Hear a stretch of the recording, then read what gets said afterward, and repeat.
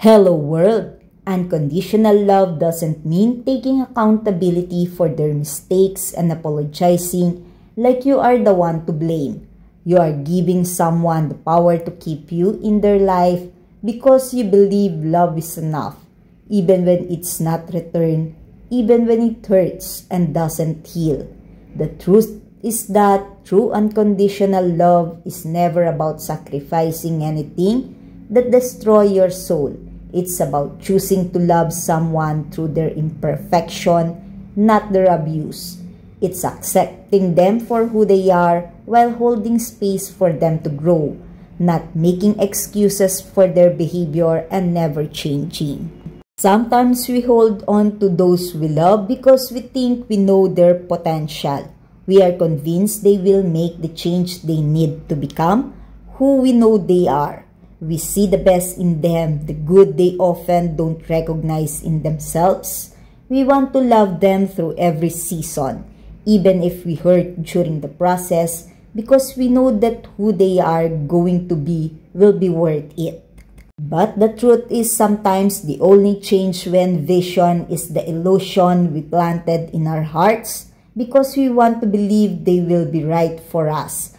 People don't change for us, and sometimes they don't change at all. We can't wait around for someone to be what we fantasize them to be. You can admire the good you saw in them and realize you deserve better. To settle for someone who will never value you, real love will begin where that facade ends, and your peace will begin when you choose yourself over what could have been. By Moonsoul Child. On Ama post saying sometimes the real flex is to just be, not perform, not chase, not apologize for existing, to feel the world without numbing it, to sit with what's unfinished and still call it life. We keep searching for more when the magic is already here in the small, unfiltered moments that doesn't need an audience. Present isn't passive. It's radical. It's choosing softness in a world that worships speed. Be here, be real, be enough now. Love, Ama. Yeah, truthfulness, Ama, on your post caption with, life has so many beautiful colors and I'm learning to notice them more. This end of the year is chaotic and full, and I don't always have the luxury of slow mornings or empty space for myself. But honestly, I love it. I love the feeling of being in motion, doing the work that light me up. That's when I breathe deeper. That's when everything makes sense. Love, Ama. Oh, aha. Okay, Ama, as you are saying on your post, at some point in your healing, someone will look at you and say, you have changed. You are cooler, you are harsher, you are meaner. What they really mean is you stop abandoning yourself to keep them comfortable. The old version of you swallows silence, softens edges, and keeps shrinking to fit inside other people's comfort zone. The healed version knows better. She doesn't negotiate with chaos. She doesn't make herself small. She doesn't apologize for choosing peace over approval. People who benefit from your self-betrayal will always call your boundaries an attack. Not because you are cruel, but because you are finally choosing yourself. Honor yourself, protect your energy, hold your boundaries with love, especially for you. Love, Ama. Simona is now at the Setay Miami Beach in Florida. It is a renowned luxury hotel blending Asian serenity with Art Deco style in Miami Beach, featuring historic suite, a restored 1930 building, and modern oceanfront tower suites, offering 3 temperature-controlled pools, private beach service, a full-service spa, fine dining, and tranquil courtyards, making it sophisticated retreat for discerning travelers. The Setay offers an exclusive, peaceful escape on South Beach, known for its exceptional service, distinctive Asian Art Deco aesthetic, and high-end amenities, attracting a sophisticated international client. Oh, wow! Simone, the weather in Miami is burning hot, hot, hot! So cute! Michele, the little girl, loved to stay beside you.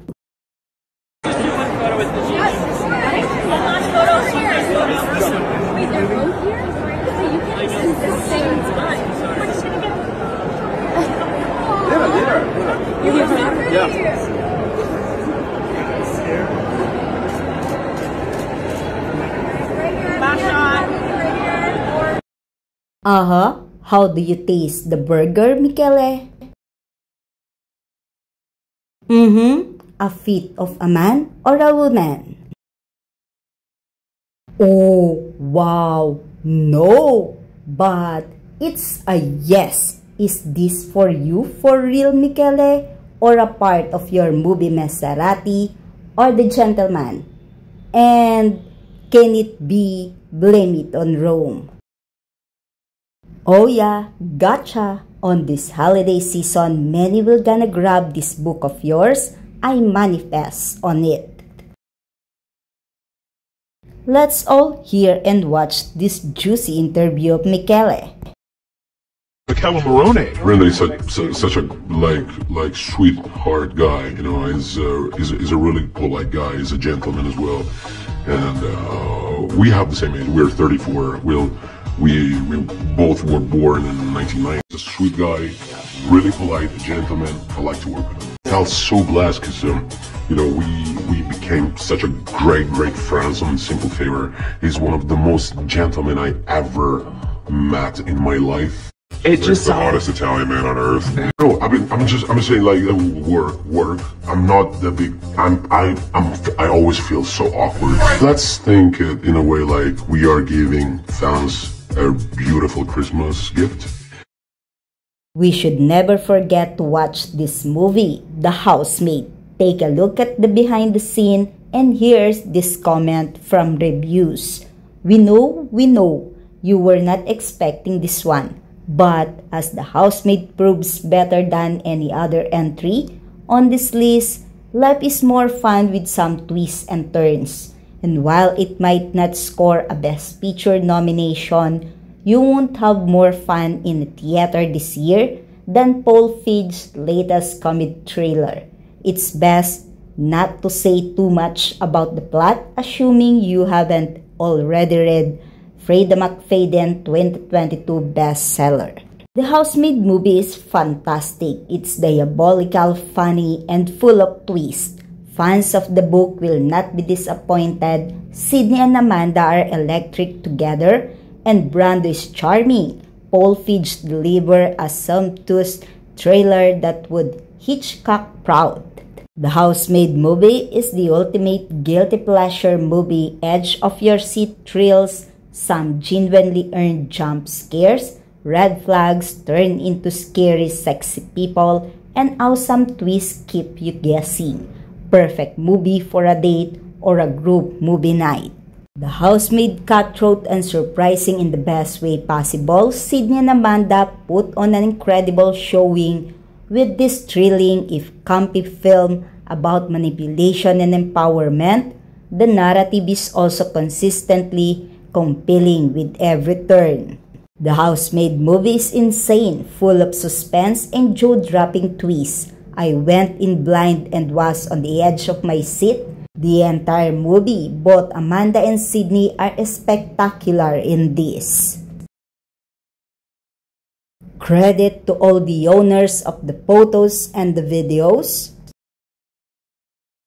Thank you for watching my video today. Comment your reaction below. Don't forget to click the like button and share this video to others, and please subscribe on my channel.